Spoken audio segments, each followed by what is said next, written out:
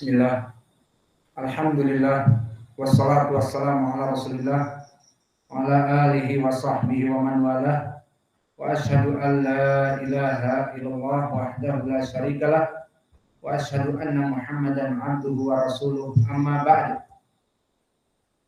Kita lanjutkan kajian di Fakultas Ilmu Fikih di Umdatul Ahkam, yang mana pada kesempatan hari ini kita masuk kepada sesi yang ke-56. Maka kita masuk langsung kepada al-matan. An Abi Maslamah Sa'id ibn Yazid qala sa'altu Anas ibn Malik akana Nabi sallallahu alaihi wa ala alihi wasallam yusalli fi na'laihi qala na'am. Maka di hadis yang berikutnya dari Abi Maslamah Sa'id ibnu Yazid, aku bertanya Anas ibnu Malik, apakah dulu Nabi Muhammad sallallahu alaihi wa ala alihi wasallam salat dengan dua sandalnya? Qala na'am. Tentu Nabi salat dengan dua sandalnya. Maka faedah di dalam hadis ini barakallahu fikum adalah faedah yang agung tentang permasalahan sholat dengan sandal. Maka ketahuilah ya ibadallah bahwa permasalahan sholat dengan sandal dijadikan oleh Ibnu Qudamah di dalam disebutkan oleh Al-Maqdisi di dalam Umdatul Ahkam sebagai sifat dari sholat Nabi. Menandakan bahwa dari sifat sholat Nabi menggunakan sandal di saat sedang sholat. Maka keadaan seperti ini telah banyak termatikan di masjid-masjid. Baik masjid awam dan juga masjid sunnah. Antum lihat di masjid-masjid awam, bagaimana masjid-masjid mereka jika didatangi oleh seseorang yang mempunyai ilmu dalam perkara ini, kemudian dia bersolat pakai sandal. Apa kesannya yang pertama? Silakan dijawab. Di saat di masjid besar, misalnya di Darmasraya, kemudian ada orang yang memahami sunnah ini sholat pakai sandal tanpa kompromi, tanpa bilang kepada pengurus dan sebagainya. Apa-apa yang kira-kira dilakukan oleh kaum muslimin di sekitarnya. Digeret, diusir, sendalnya diangkat, dilempar sendalnya mungkin keluar, seperti itu. Meskipun kita teriak, hadhihi minas sunnah, ini dari sunnah, mungkin susah. Maka inilah dari musibah yang besar di saat sunnah dimatikan. Maka sunnah jika dimatikan, akan lahir kebid'ahan yang baru. Apa kebid'ahan yang baru? Bahwa sholat itu tidak boleh pakai sendal. Ini dia bid'ah yang baru. Sholat tidak boleh pakai sendal. Kenapa? Karena sunnah sholat melaksanakan sandal sudah mati. Karena tidak ada ilmu dari kaum muslimin yang mempelajarinya. Bahkan yang jadi masalah, notabene masjid sunnah, pondok-pondok ahli sunnah tidak mengamalkan hadis-hadis seperti ini.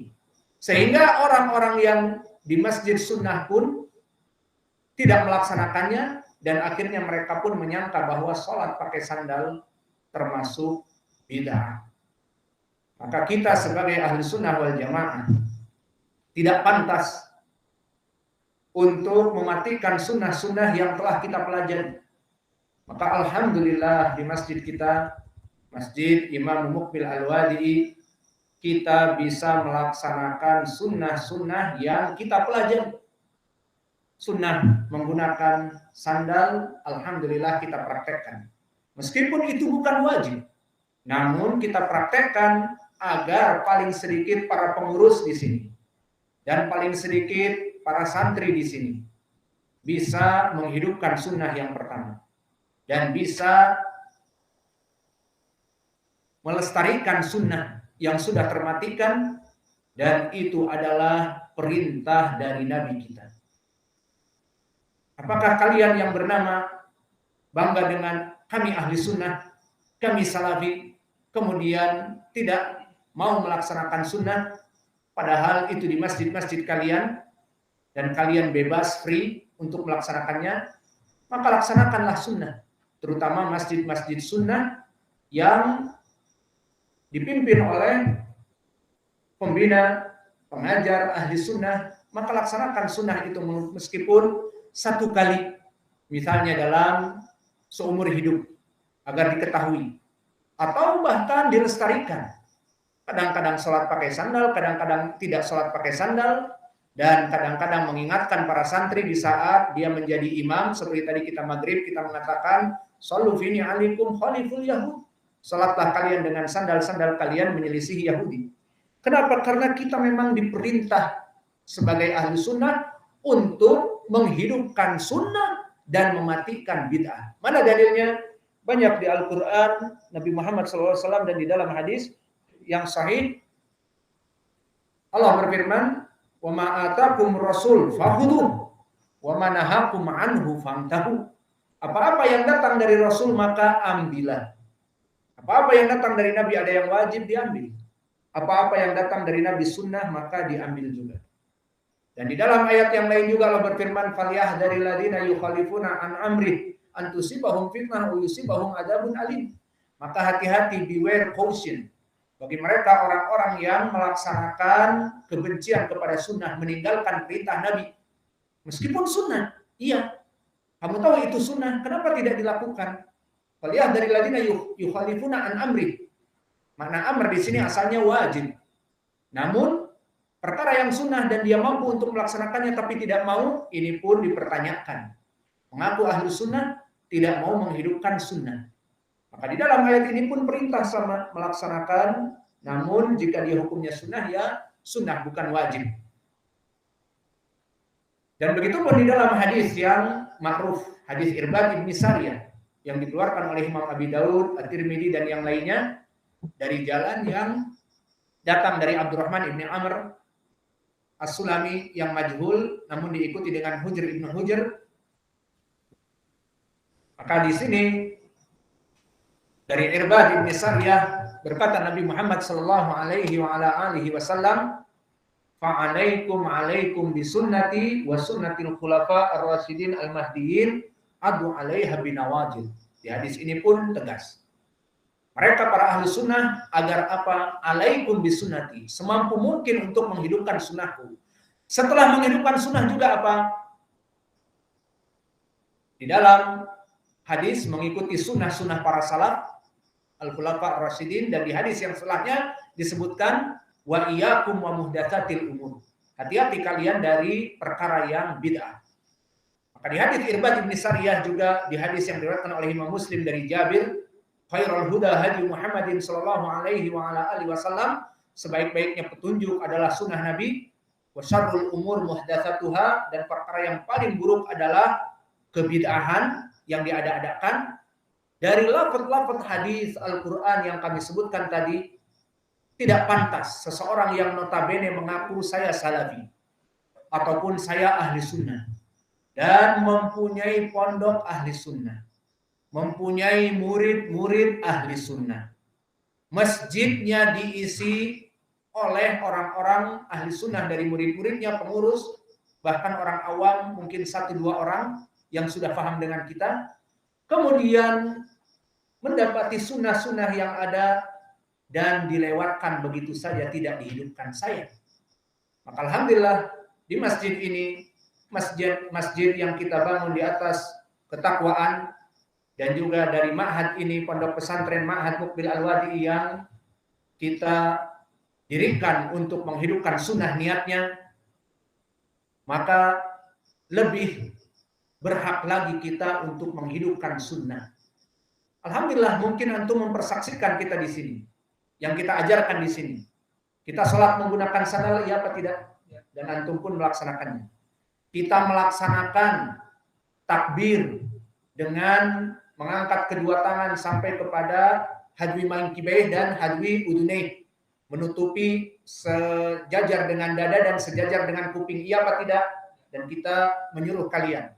Dan juga kita melaksanakan sunnah-sunnah yang banyak ditinggalkan seperti 2 rakaat sebelum maghrib. Ya apa tidak? Kita melaksanakannya. Dan juga santri melaksanakannya. Dan juga adzan 2 kali. Dan as-salatu khairu minan naum di adzan yang pertama kita laksanakan. Semua yang kebanyakan kita pelajari di hadis-hadis, bahkan di hadis kemarin dari duduk istirahat telah kita laksanakan, dan juga yang lainnya, maka itu adalah usaha kita agar kita bisa menghidupkan sunnah-sunnah yang termatikan, dan faedahnya banyak, diantaranya sebab kecintaan Allah kepada kita. Karena di Al-Quran Allah berfirman, in kuntum tuhibbunallah fattabi'uni yuhibbukumullah. Jika kalian ingin dicintai oleh Allah, ikutilah sunnah-sunnahku, kata Nabi, Allah akan mencintai kalian. Maka menghidupkan sunnah, melestarikan sunnah yang sudah termatikan, ini adalah kerjaan kita. Maka jika kita mempunyai pondok pesantren, dan kita menjadi pembina dan pengajar, dan yang sholat dengan kita pun kebanyakan santri-santri dan pengurus-pengurus yang paham dengan kita, kenapa kita tidak melaksanakan sunnah-sunnah ini? Dan antum ketahui tadi saya salam, berapa kali salam? 1 kali. Karena datang di dalam hadis, salam-salam Nabi itu banyak lafaz-lafaznya, bahkan Nabi telah datang hadis yang sahih, salam hanya menghadap kepada kanan saja 1 kali. Kita hidupkan sunnah ini. Terbayang jika kita menghidupkan di masjid awam. Salam 1 kali, assalamualaikum. Kemudian tidak ada ke kirinya. Apa yang dikatakan oleh mereka? Apa kata dunia? Maka kesempatan kita di masjid ahli sunnah, santri-santri ahli sunnah, pengurus-pengurus ahli sunnah, hidupkan sunnah ini. Allah memberkahi kita. Semoga ke depannya kita lebih menghidupkan sunnah-sunnah yang ada, dan Allah semakin memberkahi ilmu kita. Jika Allah memberkahi ilmu kita, semakin bertambah ilmu kita, semakin takut kita kepada Allah. Maka di sini menjadi pendalilan bagi kita ahli sunnah untuk menghidupkan sunnah-sunnah yang kita pelajari. Lagian di sini dipertanyakan, kalian mempelajari Umdatul Ahkam misalnya. Pertama, hadis-hadisnya sahih. Yang kedua, kita jelaskan dengan detail hukumnya, pendapat para ulama dan sebagainya, meskipun di judulnya hanya menterjemah saja. Kemudian kalian dapatkan dan kalian tidak mengamalkan, apakah kalian tidak takut di hari kiamat kelak sesuai dengan hadis yang kita berikan di khutbah Jumat tentang muhasabatin nafs dari hadis Abi Barzah Al-Aslami dan Ibnu Mas'ud dan Mu'ad Ibnu Jabal yang bisa naik kepada derajat sahih li ghairi, disahihkan oleh Al-Albani rahimahullah juga. La tazalu qadama abdin yaumal qiyamah hatta yus'al an arba an ilmihi madza amila fi. Maka semua orang pasti tidak pernah lekang dari pertanyaan, dari 4 pertanyaan kita lewatkan yang 3, yang menjadi poin dari ilmunya. Mana praktek dari ilmu tersebut? Terbayang antum belajar di sini, di tempat ahli sunnah bisa mempraktekkan salat dengan sandal tapi tidak dipraktekkan. Kenapa? Karena pembinanya pun tidak memerintahkan kepada kita. Karena amir masjid pun tidak memerintahkan kepada kita. Karena imam masjidnya pun tidak pernah salat pakai sandal. Dia hanya mengajari kepada kita itu sunnah tapi tidak pernah. Akhirnya kita pun tidak. Kemudian ditanya permasalahan bagaimana tentang sifat dari takbir, mengangkat kedua tangan, dan di berapa tempat melaksanakan takbir. Ada berapa tempat? Di hadis Ibnu Umar 4 tempat, lupa semua. Maka kita praktekkan takbir mengangkat tangan di dalam 4 tempat. Maka itu semuanya akan dipertanyakan. Mana amalan kalian? Maka kita di sini ahli sunnah, kalau kita yang tidak memulai melestarikan sunnah-sunnah yang ada agar tetap subur dan hidup, tidak usah disirami, tidak usah bagaikan tanaman disirami sunnah itu, dan tidak usah sunnah itu bagaikan binatang-binatang ternak yang kita berikan makan agar hidup, tidak. Hanya mengamalkan. Itu saja. Salat dengan sendal kita amalkan meskipun tidak setiap hari. Melaksanakan salam yang lafadznya macam-macam, assalamualaikum warahmatullahi wabarakatuh, Assalamualaikum warahmatullahi tanpa wabarakatuh kepada kirinya. Itu sunnah, laksanakan. Kemudian seperti yang tadi kita laksanakan dari sunnah-sunnah, sunat 2 rakaat sebelum maghrib dan sebagainya, maka di masjid-masjid lain tidak dipraktekkan perkara itu. Akibatnya apa? Sunnah jika termatikan, lahirlah kebid'ahan. Karena apa? Karena sunnah ini dianggap mati, dianggap tidak ada. Orang yang melaksanakan sunnah ini disebut telah melaksanakan kebid'ahan. Iya apa tidak? Seperti masjid-masjid awam. Di saat mereka tidak menerima kita melaksanakan sholat dengan sandal karena bid'ah, kata mereka. Yang kedua, sholat saja 2 rakaat setelah adzan maghrib. Maka orang-orang akan melaksanakan iqamati sholat dan meninggalkan kamu. Dan menyangka dengan pandangan yang buruk, ini orang ngapain sholat sebelum maghrib.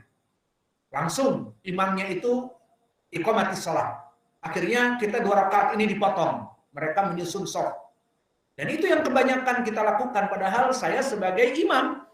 Namun imam untuk mengisi kajian, saya sholat setelah adzan maghrib, akhirnya ditinggal juga. Padahal saya disuruh menjadi imam, meskipun bukan dari imam masjid tersebut. Alhasil itulah kejahilan. Sunnah jika dimatikan akan lahir kebid'ahan, maknanya sunnah itu mati, dianggap bahkan bid'ah. Sehingga orang yang melaksanakan 2 rakaat sebelum maghrib bid'ah. Itu kebanyakan yang ada.